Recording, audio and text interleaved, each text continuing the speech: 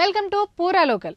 అకాల వర్షాలు, కుంభవృష్టి, అమాంతం పెరిగే చలి, అత్యధిక ఉష్ణోగ్రతలు, వడగాలులు రైతన్నలకు తీరని నష్టాన్ని మిగులుస్తున్నాయి. వాతావరణంలో సంభవిస్తున్న అనూహ్య మార్పులు తెలంగాణలో కూరగాయల సాగుపై తీవ్ర ప్రతికూల ప్రభావం చూపుతున్నాయి. దిగుబడులు తగ్గి నష్టాన్ని తెచ్చిపెడుతున్నాయి. ఈ నేపథ్యంలో ఉద్యాన శాస్త్రవేత్తల తాజా అధ్యయనం పలు అంశాలను వెల్లడించింది.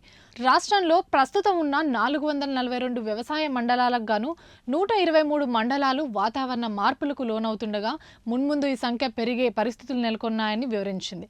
ఈ క్రమంలో తెలంగాణలో జరుగుతున్న వాతావరణ మార్పుల ప్రభావంపై ఓ నివేదికను విడుదల చేశారు. పలు జిల్లాల్లో వర్షాకాలంలో 15 రోజులకు మించి వర్షం పడటం లేదు. ఈ కారణంగా పంట పెరుగుదల దశలో ఉన్నప్పుడు నీటి కొరత ఏర్పడి నష్టాలు, దిగుబడి తగ్గించడం వంటి పరిస్థితులు ఎదురవుతున్నాయి. ఉష్ణోగ్రతల్లో మార్పులు మొక్కల పెరుగుదల, పూత, ఖాతాలపై ప్రభావం చూపుతున్నాయి.